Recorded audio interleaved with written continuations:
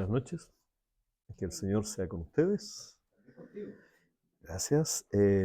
Seguramente esta noche va a ser una de las pocas exigencias que no va a ser nada nuevo. Posiblemente esta noche mucho más, vamos a recordar mucho más de lo que vamos a aprender. Pero está bueno, como decía Luis, para nosotros es bueno recordar y no tratar de buscar algo nuevo, recordar las esenciales verdades, ¿no? Pero vamos a comenzar, como siempre, los días miércoles con algunas preguntas previas y seguramente ya ustedes aquí se van a ir dando cuenta hacia dónde va. Y en un momentito más vamos a decir claramente de qué se trata o cuál es el título de la exigencia de esta noche, que es ya la exigencia número 14. Primera pregunta, y esto es personal. Si quieres decirlo, lo puedes decir, ¿ya? Si no, está bien. ¿Tienes alguna preocupación? ¿Está pasando por tu mente, por tu corazón algo que te preocupa? O si ustedes lo quieren, pueden haber muchas cosas. Entonces, quizás la pregunta podríamos rehacerla. ¿Qué es lo que más te preocupa hoy día? ¿Alguien quisiera compartirlo? Por cierto, por ejemplo, lo que decía la Feña sobre Seba, ¿no? La preocupación y la oración orientada hacia allá, de que Seba pueda allí, en ese medio tan dramático como es donde se produce un suicidio de una persona joven, ¿no es cierto?, pueda dar palabras de aliento, no sé, él mismo pueda ser fortalecido a pesar de ese dolor. Puede ser esa, ¿no? O puedes tener otra preocupación. Y lo digo en general, alguien quisiera compartir qué es lo que más te preocupa esta noche, hoy día, esta semana, este mes, no sé.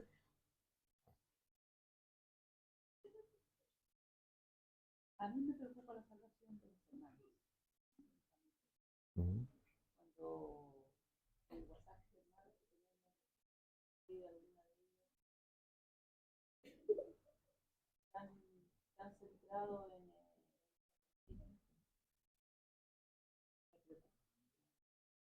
todos los días pensar en que un día más en que quizás esto puede ser el último día. Ya yo soy la menor de todas, tengo 58, mi hermana tiene 61, 65, 68, 70, que ya son cuarto los días. Uh-huh. Gracias. ¿Alguien más quisiera compartir alguna preocupación? ¿Qué es lo que más te preocupa?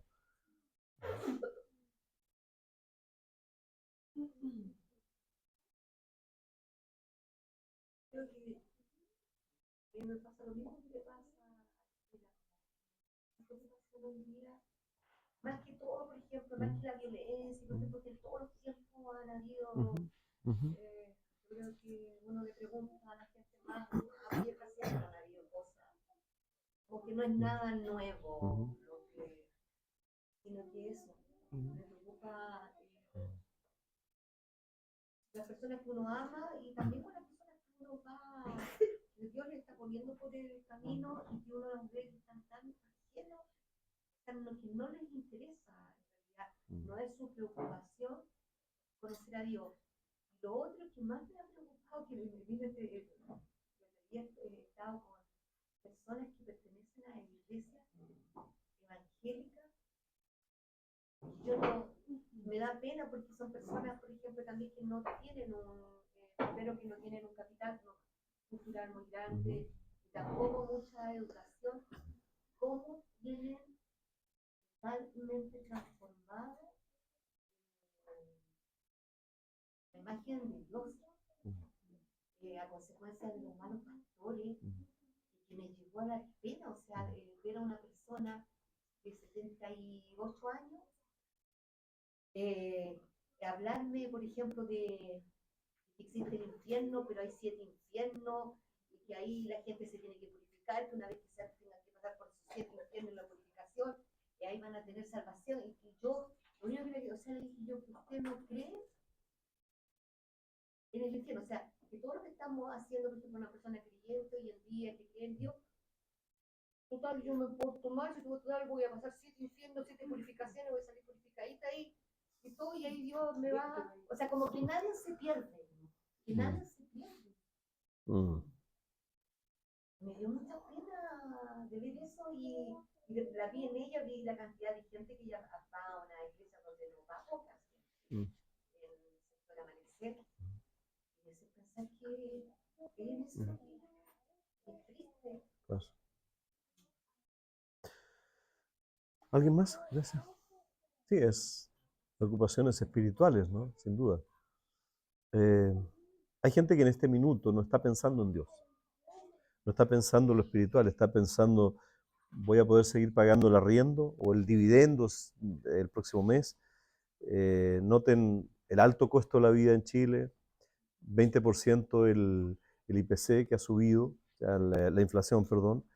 Eso ha provocado endeudamiento familiar, ha provocado mucha incertidumbre laboral. Hay gente que está sin trabajo en estos momentos, sobre todo padres de familia, llegar y no saber si puede parar la olla. Y eso, sin duda, genera ansiedad relacionada con la estabilidad laboral, con la estabilidad habitacional incluso, pero también emocional. Ansiedades, al fin de cuentas. Otro tipo de preocupaciones que llevan a algunas personas a tomar decisiones radicales y finales. O cuando los que somos padres, ¿no? En un contexto donde estamos viviendo, uno se pregunta, ¿tendrán mis hijos un buen futuro en este país? Preocupaciones por la educación. Hay algunos padres o algunas jóvenes que vienen de familias bien constituidas, pero viendo el contexto donde están viviendo, o el país o el momento en que están viviendo, han optado simplemente por no tener hijos, porque no quieren traer hijos a este mundo, dicen. Muchas personas, hijos de creyentes. Ajá. Y ahí está el asunto de la inseguridad, de las preocupaciones por la educación, con todo lo que se está metiendo en las escuelas, ¿no es cierto? Yo no quiero llevar a mis hijos hacia allá, las oportunidades laborales que van a tener, la migración, como decíamos delante.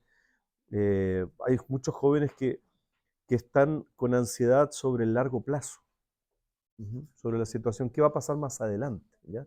Imagínense ahora con una candidata comunista, que eventualmente, si sigue la división de la derecha, podría llegar a darse, y hemos visto en otros lugares, no me quiero meter en política, pero he sido testigo en otros lugares donde sí hay esos regímenes y definitivamente, como alguien dijo, uno sabe cómo entra, pero no sabe cómo sale, si es que sale de ese tipo de cuestiones, ¿no?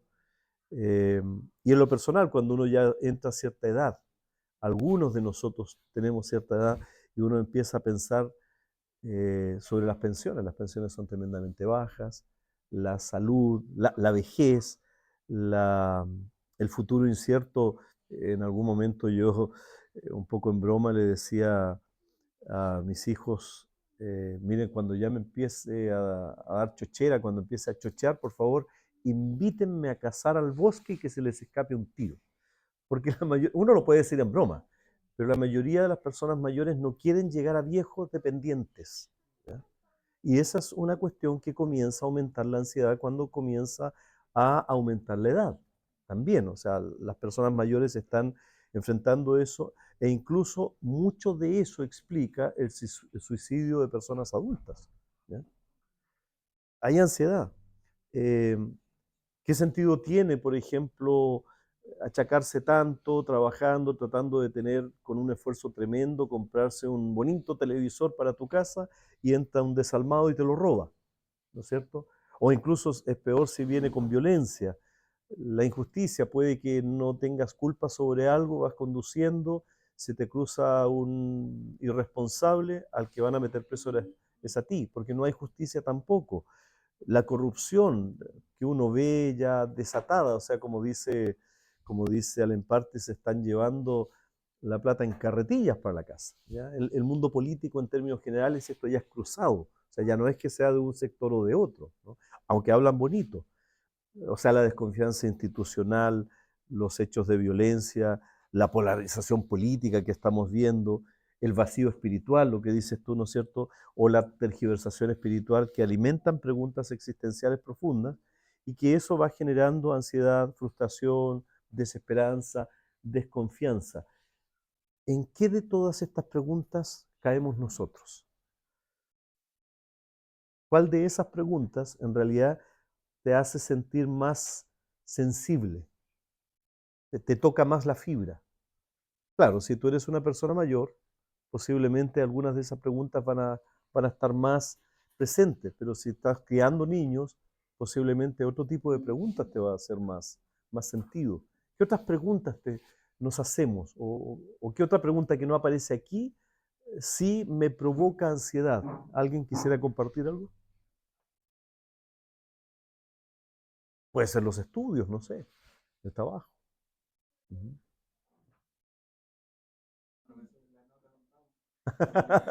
¿No es cierto? Ajá.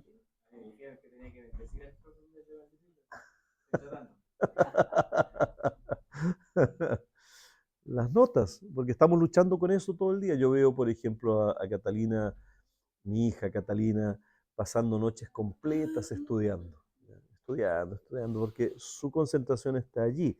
Y uno se pregunta muchas veces cuando la veo estudiar con esa intensidad, si de verdad es porque le gusta, cosa que no creo, si de verdad está haciéndolo por responsabilidad o esto le está provocando ansias.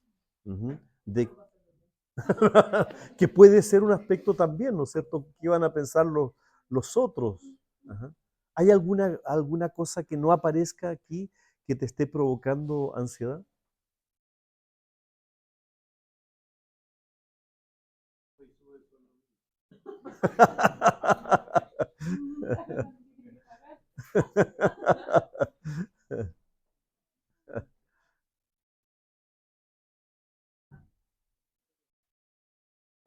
Ajá. Ujú,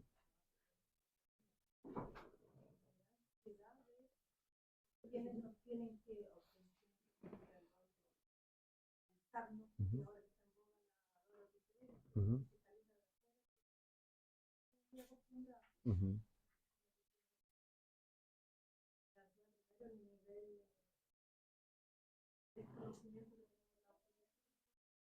mm, mm, mm, mm,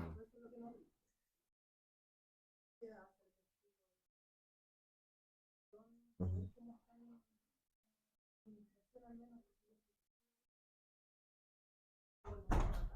mm, claro, claro. Mm, ujú,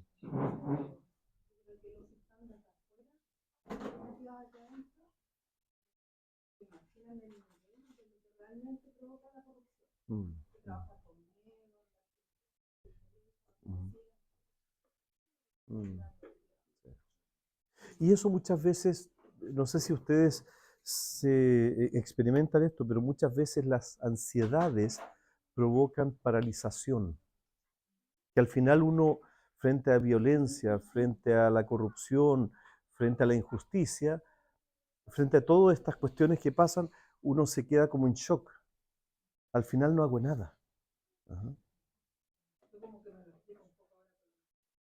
Ujú. Mm.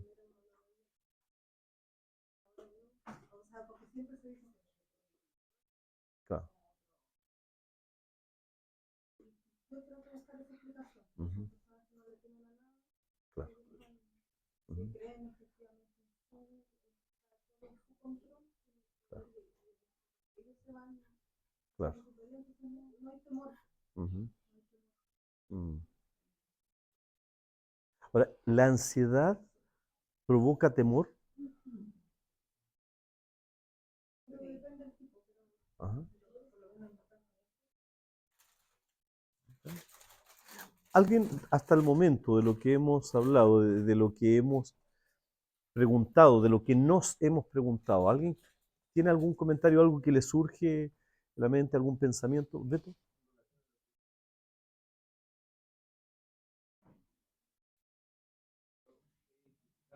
Ujú. Ajá.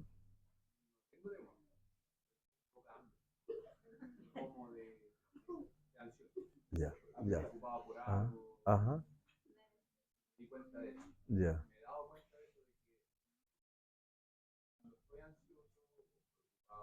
Ah,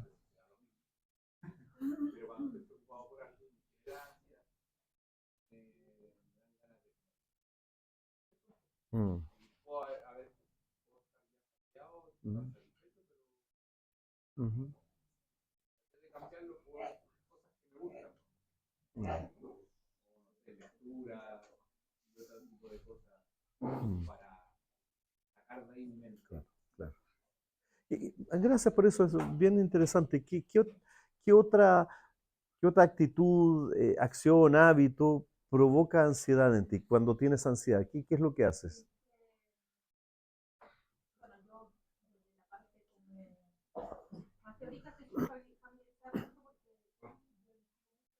Ujú.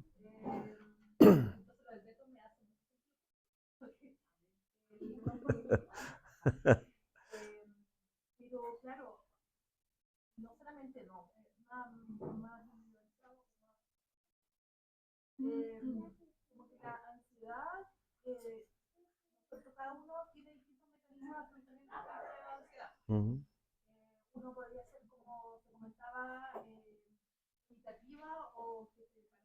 ujú,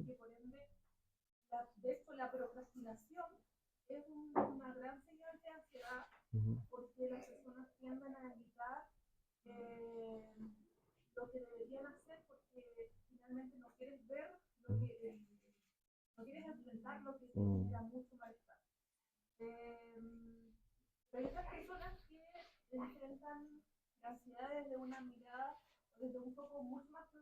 ujú, ujú,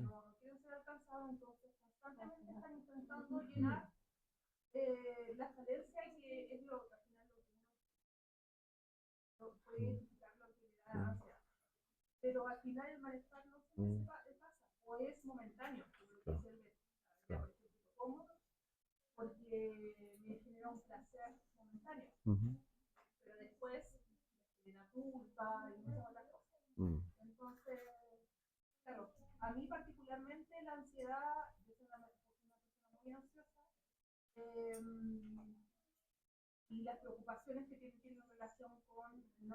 mm, mm,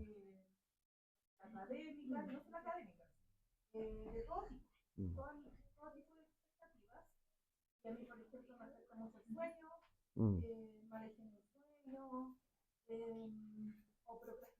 mm, mm, mm, claro, claro. Mm, mm, mm,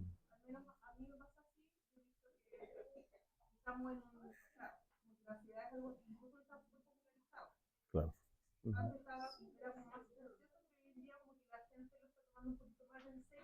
mm.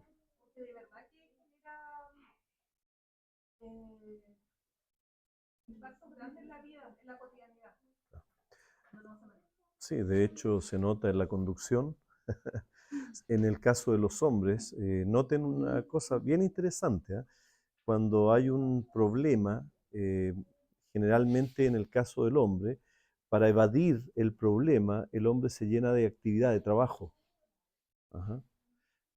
En el caso de la mujer, cuando tiene problemas, ¿cuál es el escapismo? Puede ser comer, puede ser dormir. O sea, hay varias otras actitudes que se manejan, pero vamos avanzando un poquitito. Mira, es interesante, vamos a la próxima. Es interesante que, me imagino que ustedes saben quién era Napoleón Bonaparte, el gran emperador que partió siendo militar francés, oui. Bueno, Napoleón se cree que fue uno de los mejores estrategas militares y en esa época se podía producir muchos motines dentro de las tropas. No eran tan jerárquicas como hoy en día y también había muchos elementos que se les pagaba para ser soldados, pero no necesariamente actuaban con patriotismo, ¿ya? Eran las fuerzas que se tomaban y por lo tanto las tropas eventualmente podían tener situaciones de amotinamiento. ¿Cuál era la forma que Napoleón evitaba, cuál era su estrategia para evitar motines en las tropas? Era mantener las tropas movilizadas. De hecho, el promedio del movimiento que hacía Napoleón con sus tropas era de 60 kilómetros al día. Eso es lo que normalmente, por eso es que llegaron hasta Rusia, eran miles de kilómetros. Desde Europa, desde Francia hasta Rusia, miles de kilómetros caminando. O sea, lo que hacía era mantenerlos ocupados. Pero además Bonaparte estratégicamente mantuvo otro elemento, que eran las líneas de suministro. O sea, los mantenía ocupados, pero los mantenía bien abastecidos. Por lo tanto, podían ir avanzando y siempre iban a tener no solamente algo que hacer, sino también cómo mantenerse, algo que comer. ¿Ya? Era bien, bien inteligente. En la época anterior, la gente se afanaba, ustedes saben, yo soy originalmente profesor de historia, esto lo estudiábamos. En la época anterior a Napoleón, la gente se afanaba por su vida y se preocupaba por saber de dónde llegaría su próxima comida. Eso es lo que le afanaba a la gente. No había un sueldo, no había un salario, una remuneración, los trabajos no eran seguros, el zapatero no sabía si le iba a llegar que le iban a mandar a hacer un zapato, no habían zapaterías tampoco, no había absolutamente nada de eso. Entonces, nadie tenía certeza de la comida del próximo día, ni de su propia comida, ni de la comida de su familia. Y durante muchos años, los franceses estuvieron tan ansiosos de cumplir las órdenes del rey, que antes de Napoleón estaba el rey. ¿Para qué? Para obtener comida. O sea, ¿qué es lo que los reyes hacían? Tiraban pan y con eso dejaban a las masas tranquilas. Pero finalmente, cuando no llegaba el alimento y el afán aumentaba, porque no sabían cómo iban a comer, y además no había una ocupación fija, entonces esto provocaba motines e incluso fue lo que explica el estallido de la Revolución Francesa, anterior a Napoleón Bonaparte. O sea, la Revolución Francesa se produce porque no había comida y no había seguridad de que iba a haber comida, ¿ya? Algunos años después sube Napoleón y, como digo, Napoleón fue muy inteligente porque tomó esas masas y les dio qué hacer y les dio alimento. Y con eso entonces los mantenía. Ahora, en nuestra época, dos regímenes al menos han usado la estrategia de Napoleón por muchos años, ¿ya? Uno, si estuviera aquí Mercy, aplaudiría, porque esto es lo que explica por qué 60 años de revolución cubana tan exitosa, entre comillas, no exitosa en términos de prosperidad, porque ellos hoy en día no tienen que comer. El asunto es que el régimen cubano, así como el régimen norcoreano, mantienen a la población ocupada con acciones pequeñas que aportan a la revolución. Si ustedes van a Cuba, nosotros hemos estado allí, en cada esquina en cada cuadra hay un comité de la revolución. Su trabajo es vigilar, ¿ya? El trabajo del otro, yo me acuerdo, conocía, Guille, es uno de los líderes que teníamos allá, trabajaba en computación, sin computador, pero era su trabajo, ¿ya? Y lo mantenían ocupado en eso, todos los días, sin hacer mucho, pero lo mantenían con esa, entre comillas, actividad durante 60 años. Y siempre con el peligro, siempre les decían, oigan, tengan cuidado porque el imperio, Estados Unidos, nos quiere invadir y se quiere quedar con nuestras riquezas. En realidad, Felipe y yo sabemos que allá riquezas no hay, pero esa es la idea, o sea, había toda una cosa discursiva. El problema es que con los años, al menos Cuba, la verdad yo no sé Corea, las líneas de abastecimiento han ido fallando y el temor a quedarse sin alimentos y la falta de ocupación de la población finalmente ha cansado a esa sociedad. Ya van a ver por qué explico esto. El afán por no saber qué van a comer mañana ha hecho que, como nunca, ellos estén perdiendo el miedo y que hayan protestas que durante años no ha habido. ¿Por qué? Porque los problemas de transporte no les permiten a ellos, a los cubanos, hacer las actividades pro-revolucionarias que deberían hacer, porque tampoco se puede movilizar. Y lo único que les va quedando entonces es el miedo, y lo que ha ido aumentando es el afán. Y hoy en día esa sociedad está enferma de afán. Si ustedes van allá, se van a dar cuenta que todos están gritando, todos están ansiosos, todos están enfermos como sociedad. Y hoy en día, si ustedes van, se van a dar cuenta que por medio litro de benzina son capaces de pelear en la calle, ¿ya? A ese nivel ha aumentado esta situación. Ahora, claro, algunos países ricos y pobres, comunidades capitalistas también, han usado ese afán para asegurar sus modelos de otra manera. Por ejemplo, el capitalismo mantiene a la población sumida en otro tipo de afán, en el materialismo consumista. Entonces todo el mundo trabaja para tener mejores zapatillas, para tener otra cosa, pura actividad, actividad, actividad. Permanentemente dicen entonces, ¿qué es lo que dicen? ¿Cuál es el miedo que se pone? Que si se cambia un modelo socialista no va a haber comida, cosa que parece cierto. Los socialistas, por otro lado, dicen que si se mantiene el modelo capitalista, en esos países no va a haber comida. Entonces ustedes van a ver un socialista siempre diciendo que el modelo capitalista capotó. El modelo capitalista fue un fracaso, ¿ya? Y siempre nos dicen que es un fracaso y por lo tanto hay gente que está sin comer.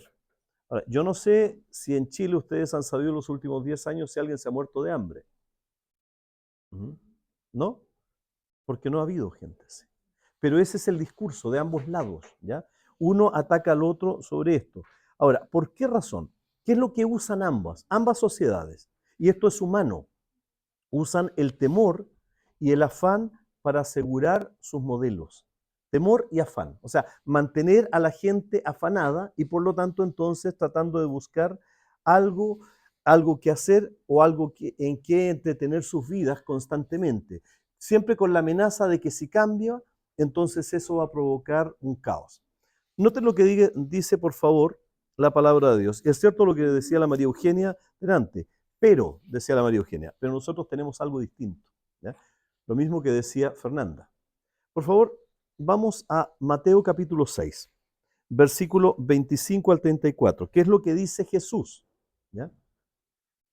Por tanto les digo, no se afanen por vuestra vida, qué habéis de comer o qué habéis de beber, ni por vuestro cuerpo, qué habéis de vestir. ¿No es la vida más que el alimento y el cuerpo más que el vestido? Mirad las aves del cielo, que no siembran ni ciegan, ni recogen en graneros, y vuestro Padre Celestial las alimenta. ¿No valen ustedes más que muchas de ellas? ¿Y quién de ustedes podrá, por mucho que se afane, añadir a su estatura un codo? Y por el vestido, ¿por qué se afanan? Consideren los lirios del campo, cómo crecen, no trabajan ni hilan, porque les digo que ni aun Salomón con toda su gloria se vistió como uno de ellos.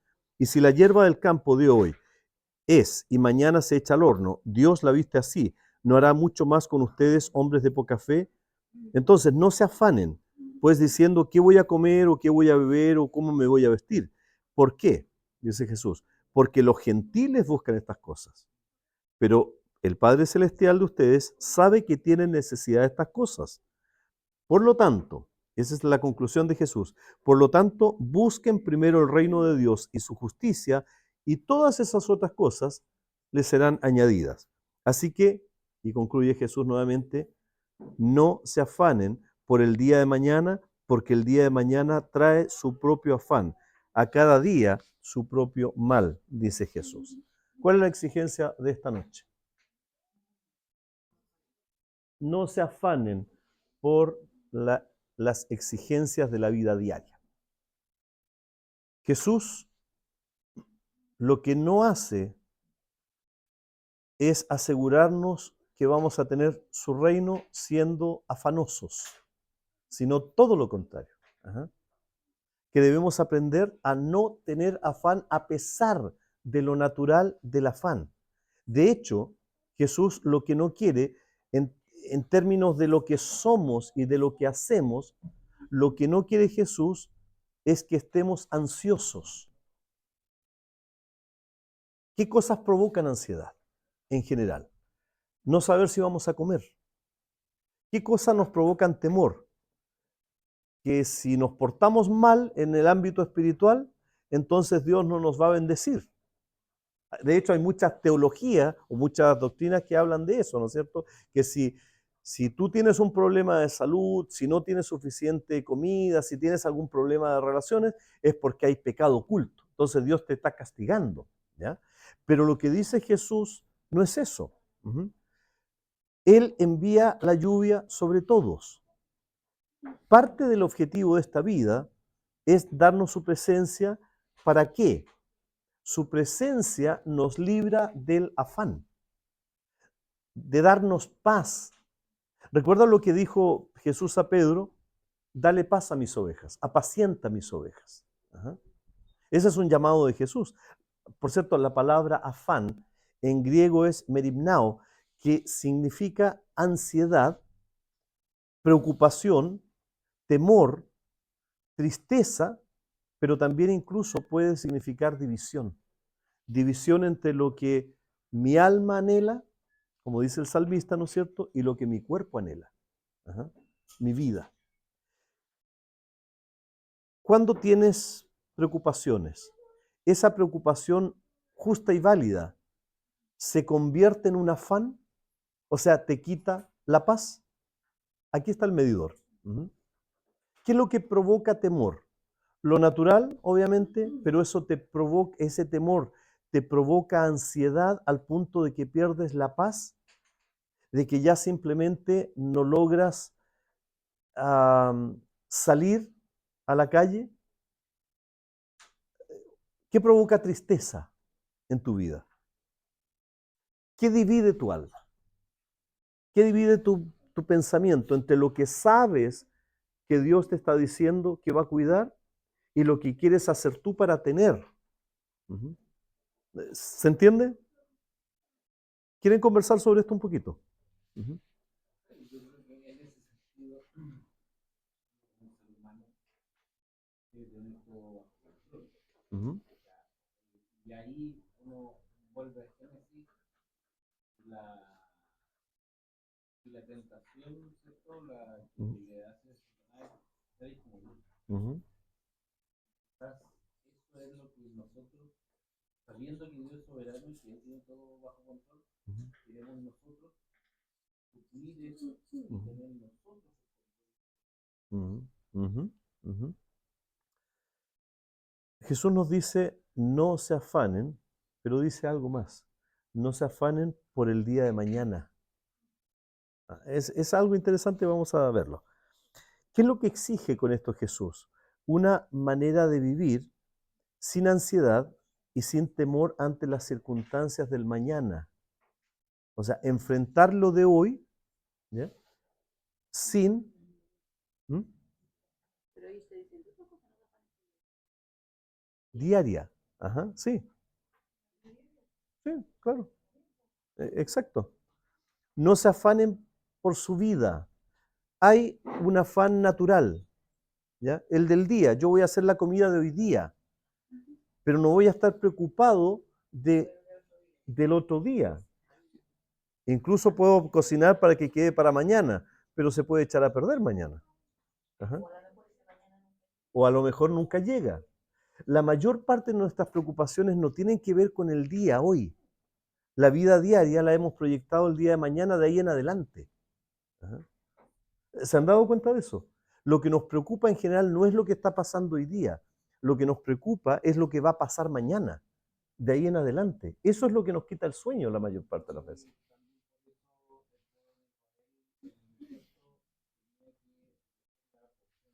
Exacto, exactamente.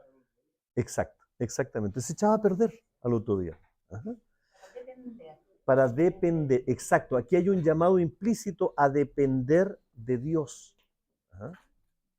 Ya me dio lo de hoy día, ¿ok? Dependo de Dios para lo que me va a dar mañana, porque dependiendo de Dios me dio lo de hoy día.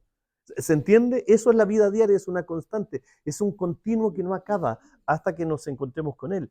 Y este no es un consejo opcional de Jesús, es una orden, es una exigencia, pero que libera. Porque la mayor parte de nuestras ansiedades, insisto, no tienen que ver con el día de hoy, tienen que ver con el día de mañana en adelante. Lo que no hemos logrado es disfrutar la libertad del día de mañana, porque el día de hoy ya está resuelto. Ajá. Ya Dios lo ha resuelto. Ahora, por cierto que hay algo natural, y creo que esta imagen lo muestra muy bien. La siguiente, por favor. ¿Cómo no voy a estar afanoso? Ujú. Miren la señora que está vendiendo allí cebollas. ¿Ya? ¿Cómo, cómo Jesús espera que esta exigencia se haga realidad cuando vemos cosas alrededor de nosotros que nos hacen afanarnos? Ujú. Las necesidades básicas. Obviamente, lo que voy a comer. O las necesidades con respecto a lo que me pueden hacer. Es una motivación de seguir adelante con valor en la causa de la verdad cuando las personas nos amenazan. Ujú. Pero estoy sufriendo porque me van a amenazar si es que voy a un lugar y ya empecé a sufrir ahora. ¿Se entiende? Ajá. Muchas veces mi preocupación es por adelantado. Lo que me va a pasar es que si voy a China, en una de esas me cortan la cabeza. Todavía no he llegado a China y ya estoy preocupado. Ajá. Es una motivación de seguir adelante. No debería ser una pregunta, debería ser una afirmación. Debo seguir adelante la vida diaria, pero a partir de hoy día, no de mañana. ¿Ya? Con la ocupación más que la preocupación. Ahora, esto tiene dos aspectos, obviamente. Un aspecto que es negativo y otro aspecto que es positivo. En Mateo 26, 25. Negativamente, no debemos preocuparnos por nuestra vida. Porque ya debemos saber que incluso el día de hoy y el de mañana también nuestra vida está en manos de Dios.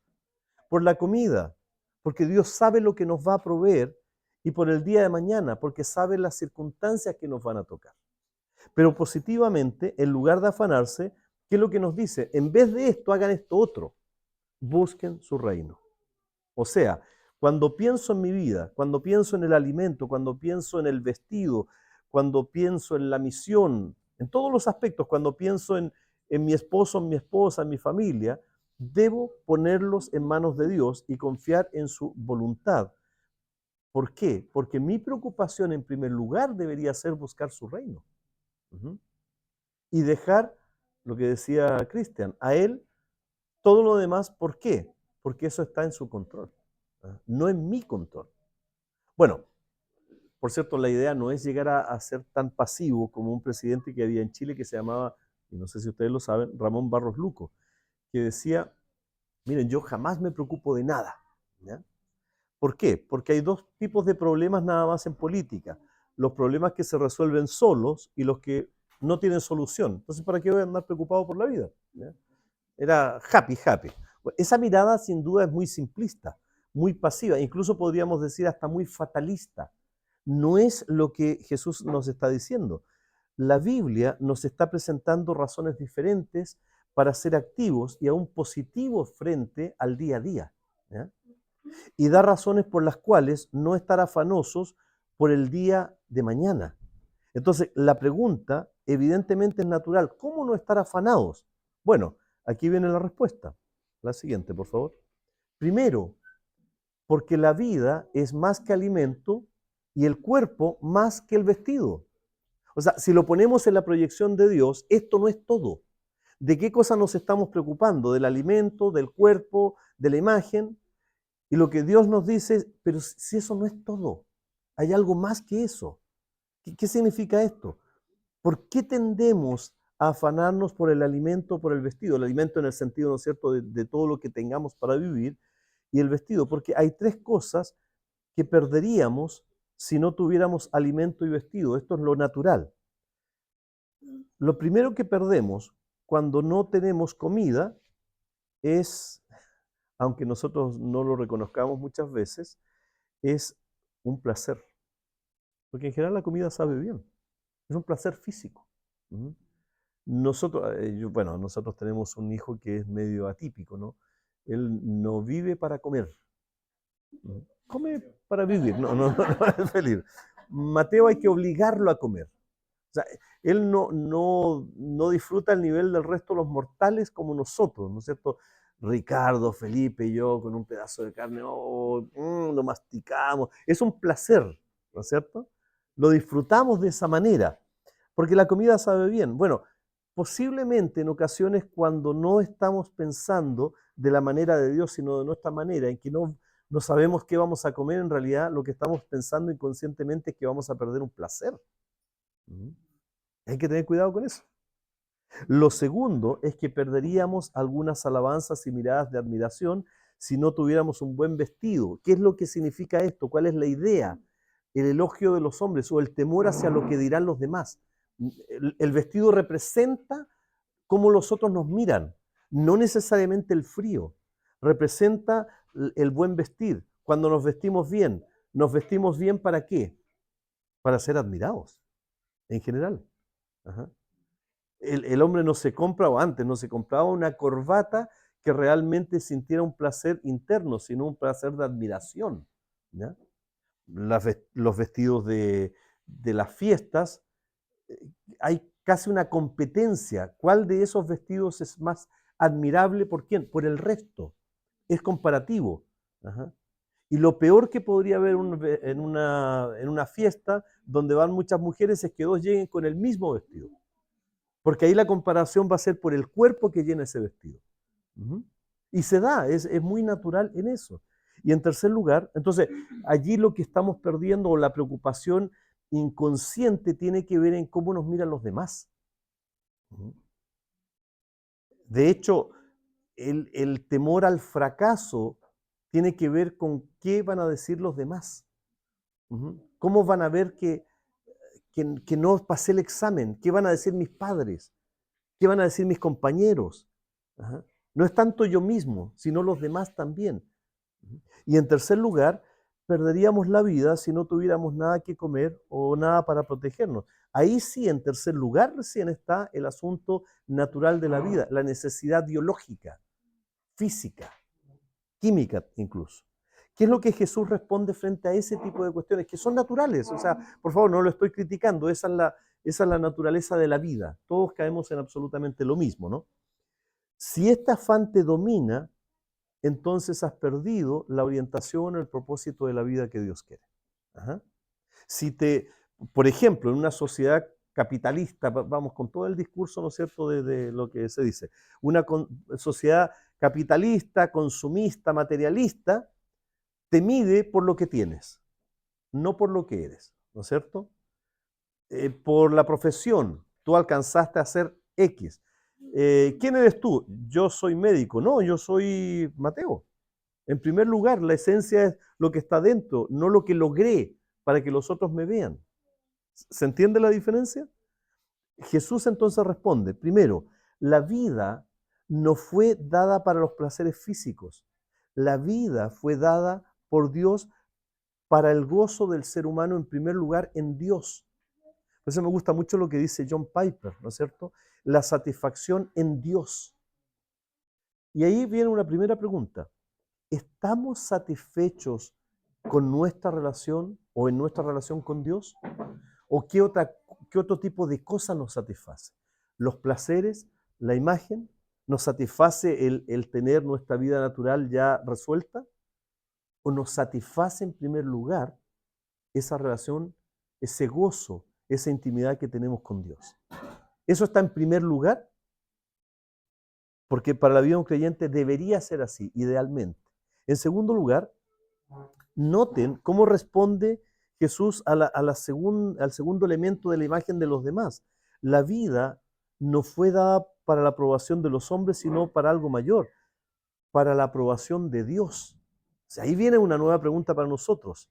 Puede que no me vista como de fiesta, puede que no tenga el jeans, bueno, ahora no se usan tanto los jeans, ¿no es cierto?, pero de marca, o la casaca Columbia de marca, o no sé cuál será la más cara. La pregunta no es con lo que estoy vistiendo, sino con lo que está dentro, que solo Dios puede ver si he tenido la aprobación de Dios. Entonces no tiene que ver con la aprobación de los demás, sino con la aprobación de Dios. Esa es la respuesta de Jesús frente a esa realidad. Y la tercera, con respecto a lo natural, la vida no se nos dio para la permanencia en esta tierra. O sea, nosotros tratamos de alargarla muchas veces, pero se nos olvida que hay algo mayor. La vida eterna con Dios es la que ha de venir. Por lo tanto, no vamos a alargar un día más de nuestra vida, por mucho que comamos bien o que tengamos la mejor medicina o lo que sea. Claro, tenemos que preocuparnos, ocuparnos, pero no afanarnos, no dejar de vivir por tratar de vivir. ¿Se entiende? No dejar de vivir en Dios y con Dios por tratar de vivir, porque igual, como decía alguien, igual vamos a morir. ¿Por qué? Porque todas estas cosas nos dan las grandes cosas de la vida, pero no la completan. Lo único que completa todo es la relación con Dios. En esos tres aspectos, en la imagen de los demás, ¿no es cierto? En mi propia satisfacción de deseos de todo tipo y obviamente en la vida natural, en lo biológico, digamos. Por eso me hace mucho sentido lo que decía Jim Elliot. Él decía, no es tonto aquel que entrega lo que no puede mantener para ganar lo que no puede perder. ¿Qué es lo que ganamos que no se va a perder? La vida eterna, ¿no es cierto? Si ganamos en Cristo, la vida eterna no se pierde. Por eso es que Jesús decía, ¿no es cierto?, el que pierda su vida por causa mía, la va a ganar. ¿Ya? En realidad, nuevamente, claro, nos ponemos ansiosos por estas cosas normales, por la cuestión física o natural, lo que voy a comer, por la imagen de los demás, obviamente, o por los placeres que quisiera tener. Esas son cosas normales, pero en la misma medida que perdemos de vista los grandes propósitos de la vida centrada en Dios, entonces nos comienza a alejar del propósito trascendente y estamos siendo consumidos por los propósitos temporales. Entonces lo temporal comienza a consumir en nosotros lo trascendente. Y nuevamente, ¿qué es lo que nos diría Jesús? No fuimos creados para sobrevivir, sino que fuimos creados para conocer a Dios, para glorificar a Dios y para disfrutar de Dios. Eso es lo que dice la palabra de Dios. Y para tenerlo muy claro, entonces Jesús nos da en Mateo 6 estos 7 consejos. Primero, miren las aves del cielo. ¿Ok? El primero. ¿Qué nos dice con su ejemplo las aves del cielo? Vamos a la siguiente, por favor. 1. Y aquí dejamos de lado el pasivismo. No, si yo voy a recibir todo de Dios, entonces no hago nada. No se refiere a eso. Veamos el ejemplo de las aves. Las aves dependen de Dios, pero no son flojas. ¿Ya? Sacan lombrices, agarran insectos, rellenan sus nidos, ¿no es cierto? Viven de esa manera, pero Jesús dice que es Dios quien las alimenta. Ajá. Las aves no acaparan cosas como si Dios no fuera a hacer lo mismo mañana. El alimento es para el día. ¿Ya? Ellas hacen su trabajo y esto, la imagen es que nosotros debemos hacer el nuestro cada día, como si cuando llegue el sol y salga mañana el sol, Dios va a continuar siendo Dios y nosotros siendo sus hijos. Las aves trabajan, pero hay una cosa interesante, las aves no se desesperan, no se afanan. Dios es fiel cada día. Posiblemente no lo saben las aves, pero instintivamente lo reconocen. Nosotros no solo somos las criaturas de Dios, mucho más que las aves, somos sus hijos. Por lo tanto, ¿hay alguna razón por la cual Dios nos va a descuidar? El primer ejemplo que nos pone Jesús mismo es que sigamos el ejemplo de las aves. Por eso dice, miren las aves del cielo, o sea, pónganle atención. En segundo lugar, lo segundo que nos dice Jesús, no se puede añadir a la estatura un codo. El afán no cambia nada. ¿Qué es afán? Es una energía desperdiciada. No resuelve nada, solo desgasta. Afanarse resulta al final de cuentas infructuoso, es inútil. La razón es práctica, el afán no nos lleva a ninguna parte, no hace ningún bien. Cualquiera sea el problema que crea ansiedad, puedo estar seguro de que Con la ansiedad el problema no va a desaparecer. Solo me va a hacer sentir mal mientras trato de resolverlo. De hecho, me va a enfermar. Es lo más probable. Eso es lo que va a provocar el afán. Pero no va a resolver el problema. Y es aquí entonces donde tenemos que tener mucho cuidado. El afán no va a cambiar nada. Por eso es que Jesús dice, ni un codo, ni un pelito va a crecer porque yo me afane. Dice un refrán popular, no por mucho madrugar, amanece más temprano. ¿No es cierto? Luego, consideren los lirios del campo. ¿Qué nos dice esto? Cuando uno ve una flor, la flor, por cierto, no tiene ninguna voluntad para trabajar, pero está adornando de forma y color hermosos, y uno llega a la misma conclusión, por lo menos a una. ¿Qué conclusión?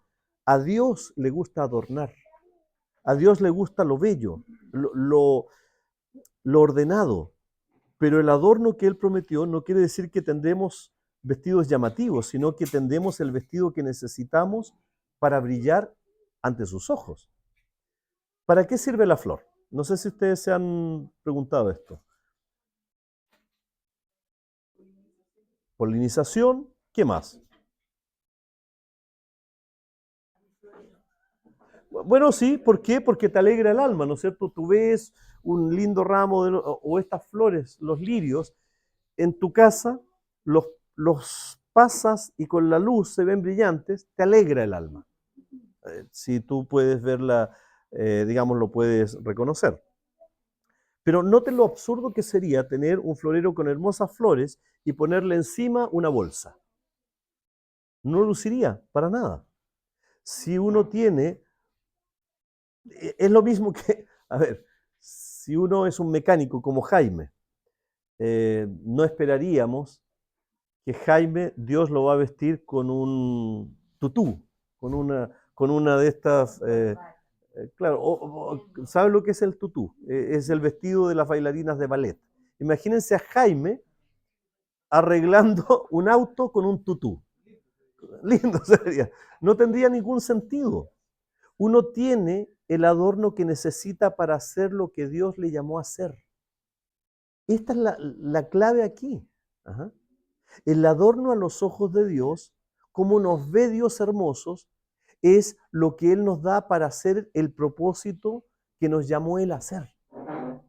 Pero cuidado, Dios no nos llama a vivir en palacios, sino a tomar la cruz, amar al prójimo, y no importa a qué precio. Y cuando hayamos terminado de cargar nuestras cruces, aún con los hombros destrozados, si Dios lo quiere, dice que un día va a haber vestidos maravillosos para nosotros. Él nos va a vestir como somos agradables para Él. La promesa de satisfacer todas nuestras necesidades no significa, por tanto, que nos va a hacer ricos y que nos va a hacer esplendorosos y con muchos vestidos llenos de oro. No, ni siquiera significa que vamos a seguir viviendo. De hecho, Jesús les dice, van a matar a algunos de ustedes. ¿Y esto qué significa? Que Él nos va a dar lo que necesitamos para hacer su voluntad. Y haciendo su voluntad vamos a brillar, igual que las flores. Vamos a llamar la atención. Vamos a, podríamos decir, a alegrar el alma de Dios. ¿Cuál una flor para nosotros? ¿Por qué? Porque Dios adorna lo sencillo con belleza, y la belleza que Dios ve en nosotros no es la que ve los hombres. Nos va a vestir como sea necesario para cumplir su propósito. Pero hay otro aspecto también, otro ejemplo, otra imagen que tenemos que ver aquí también, que Dios conoce nuestras necesidades. Los gentiles, dice, buscan otras cosas, pero el Padre sabe de qué tenemos necesidades. Entonces, ¿podemos pedir a Dios lo que necesitamos, pero sin afán? Le estoy pidiendo a Dios algo, pero no puedo dormir hasta que me lo dé. ¿Cómo aprendemos a pedir a Dios sin afán? El afán por las cosas de este mundo nos pone al mismo nivel del mundo de los no creyentes. Demostraría ese afán que realmente somos muy parecidos al mundo, lo que nos hace felices, ¿no? ¿Qué es lo que quiere el mundo? Tener harto dinero sin trabajar, ir al casino y ganarse la plata, ¿no es cierto? Anhelos, hasta la canción lo dice, salud, dinero y amor. Eso es lo que quiere el mundo. Salud, nunca enfermarse, dinero para gastar en lo que quiera y amor, que le vaya súper bien en el mejor de los casos, digamos, con su familia, con los niños, que no haya ningún problema.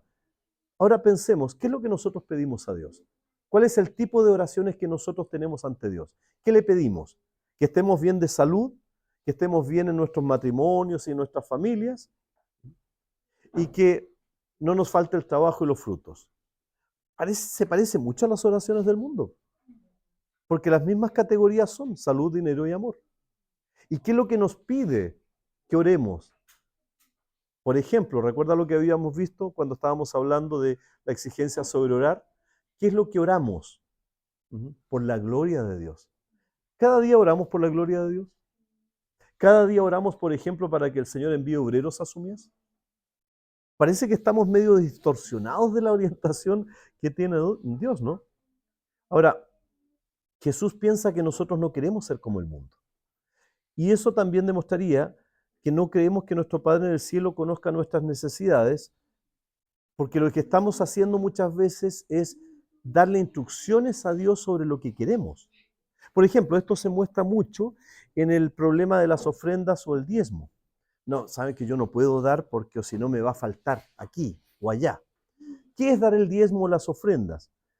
Hace muchos años atrás alguien escribía, dar el diezmo o las ofrendas es una muestra de confianza en Dios más que una devolución de impuestos a la misericordia de Dios. Ajá.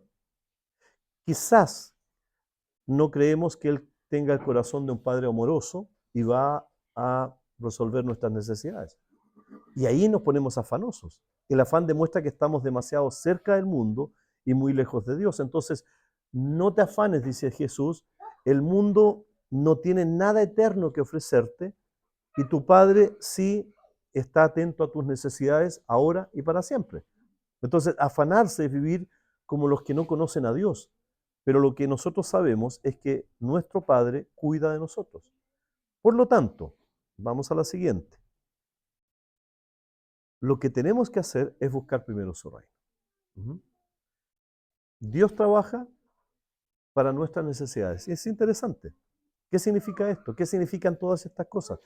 Todas estas cosas, cuando Jesús dice, ¿no es cierto? Busca el reino de Dios y todas estas cosas van a ser suplidas, no significa todo lo que pensamos que necesitamos. Como, no me acuerdo quién de ustedes lo dijo, quizás fue justamente la Rosy, sino todo lo que necesitamos. Y las necesidades reales están determinadas por lo que Dios nos llama a hacer, no los deseos que queremos nosotros, aún para Dios mismo. O sea, a mí me gustaría tener un yate, pero no sé si le daría gloria a Dios o lo usaría para algo. Ya saben, si me quieren regalar algo, un yate. Un bote, me conformo con un bote. Bueno, Dios no nos va a dar estas cosas que necesitamos a menos que sea para llevar a cabo el propósito o la tarea que Él nos está encomendando. Dios provee todo lo necesario, ¿para qué? Para hacer su voluntad y no necesariamente todo lo que deseamos. Y aquí es donde nos tenemos que separar mucho de las oraciones del mundo. Vamos a la próxima, vamos casi terminando. Por último, el día de mañana trae su propio afán, dice Jesús. Basta cada día su propio mal. Ahora, ¿qué significa esto en mi vida? Dios ha señalado para cada día su porción de placer y su porción de dolor. ¿Podríamos nosotros encontrar paz en el dolor? ¿Saben? Algunos de los discípulos de Jesús se lo encontraron.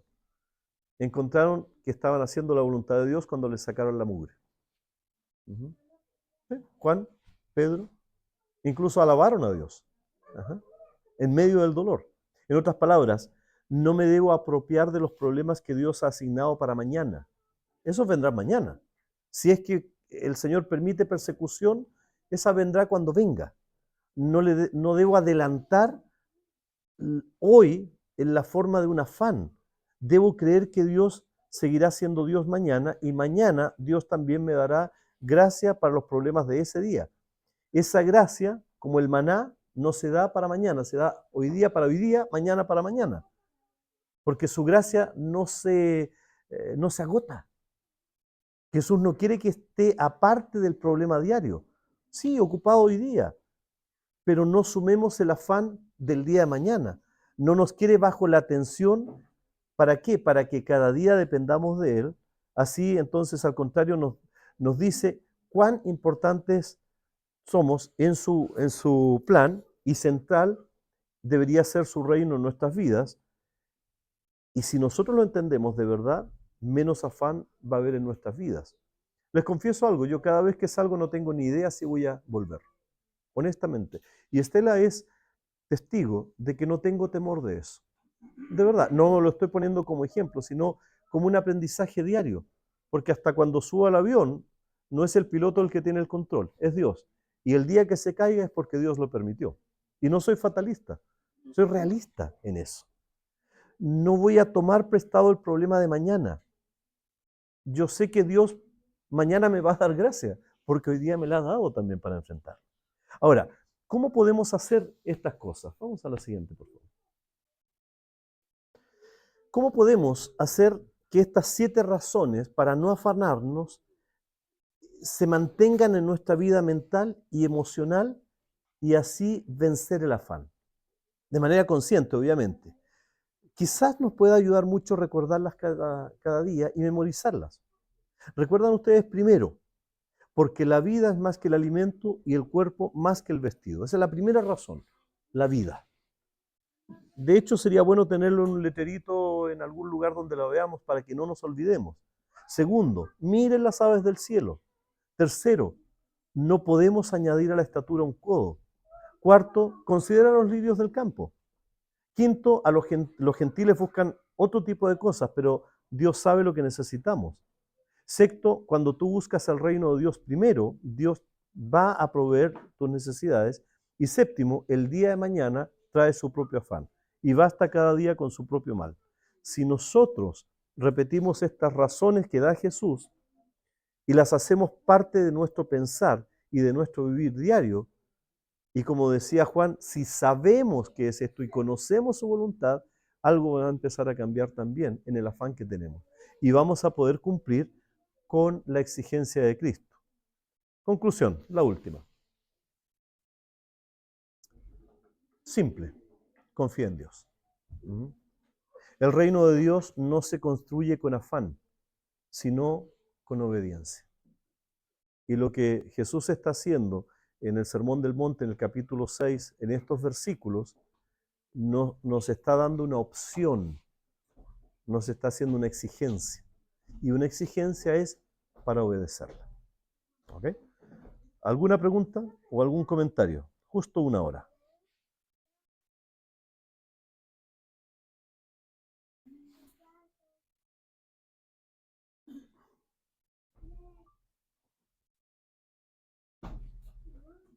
Yo estaba acordando de algo. Ajá. Siempre me decía, como que nunca lo pensé más que este año. Fue tipo en el ámbito del estudio, un título el día de mañana no te va a definir. Es más, buscar el camino del Señor. Me hubiera gustado pensarlo en ese tiempo. Hoy lo intento seguir, pero lo pienso más.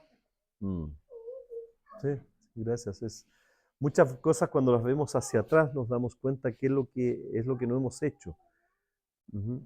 Ese es un error, pero también adelantar el problema mañana es otro error. Vamos al día. El Señor nos permitió eso para verlo hoy día en retrospectiva. Ya no lo podemos cambiar. El mañana tampoco vamos a poder influir, no vamos a poder cambiar el ayer, pero no vamos a influir en el mañana. Fuera de la voluntad de Dios. Pasaba mucho antes, ahora no tanto, porque trato de descansar en el Señor, pero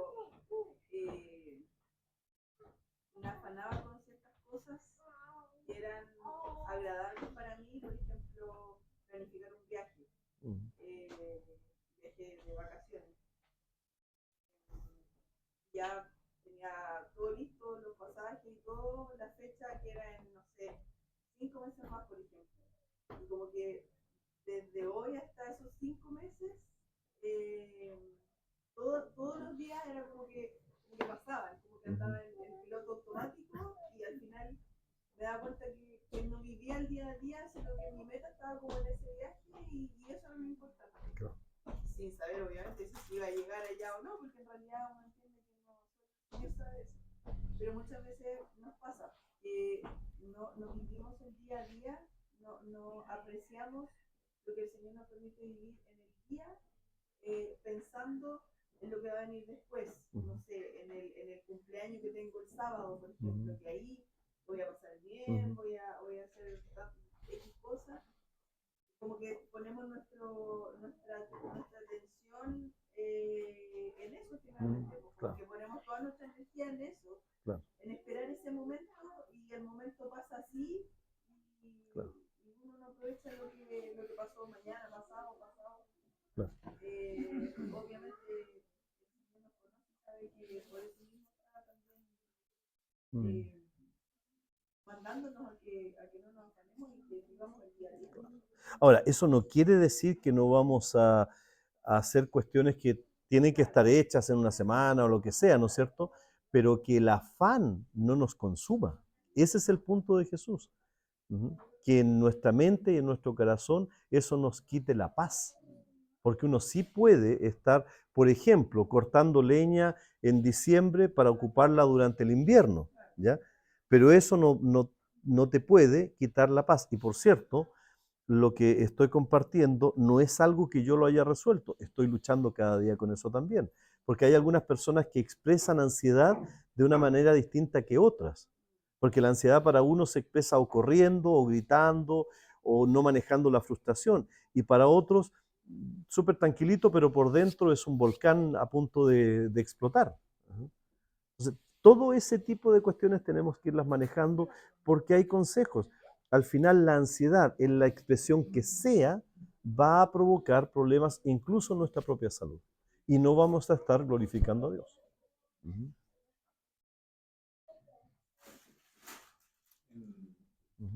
En ese sentido es importante lo que usted mencionaba adelante,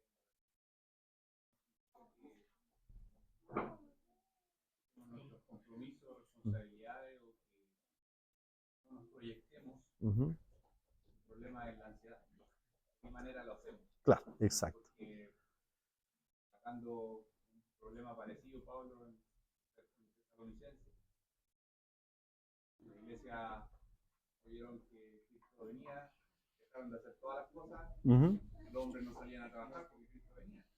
Estaban buscando el reino. Claro. Pero el motivo, Pablo, que no trabaja, que no coma. El punto es ese.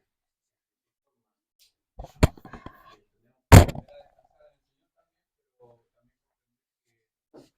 tenemos responsabilidades las cuales tampoco no nos podemos afanar. Pero eso yo me acordaba de mi trabajo cuando recién comencé.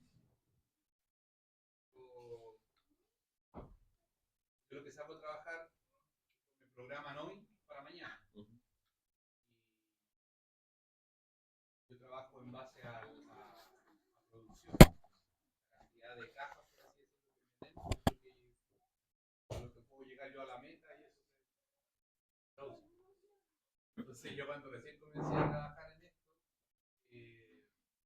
afanaba en ir a conversar con la persona que programaba.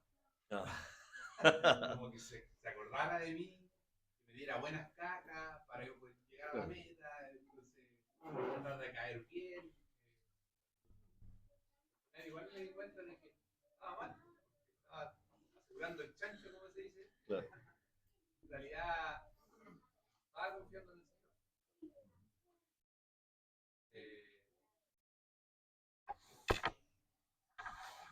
Se da mucho eso en mi trabajo. Entonces, igual como dice usted, la oficina está antes de salir.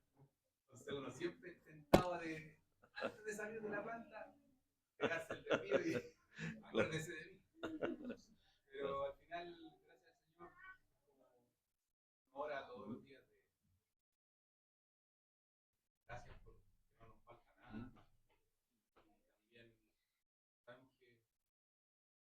todo, porque al Señor no le place, no me da fuerza para levantarme mañana.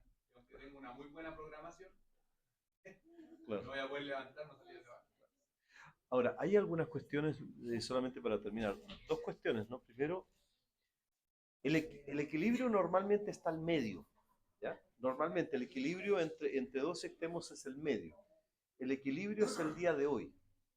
Hay gente que se afana hacia adelante o hacia atrás, por cosas que pasaron, que quedan pegadas y siguen perdiendo la paz por lo del pasado que no se puede modificar, o hacia adelante por el presente que no tiene el control. Eso es el primer aspecto, somos demasiado pendulares en ese sentido. Y lo otro es que muchas veces también nos vamos a estos extremos de decir, bueno, entonces no me voy a afanar, por lo tanto, si la tesis la tengo que presentar en julio, el 26, entonces el 25 comienzo a estudiar y después de las 12 de la noche. ¿Ya? No, tampoco es ese asunto, o sea, lo que tenemos que luchar es para que no nos quite la paz lo que estamos haciendo, seguir cumpliendo nuestras responsabilidades. Lo mismo en nuestras familias, nosotros estamos invirtiendo en los hijos hoy en día para el día de mañana, pero lo que no tiene que, nosotros no tenemos que empezar a sufrir porque mi hijo más adelante capaz que encuentre una mala mujer. Ajá, y empezar a sufrir ahora y empezar a ver cada muchacha que aparece por ahí, porque en una de esas puede llegar a ser mal. Al final se enferma y enferma la relación también. Ella se está viendo esta madre.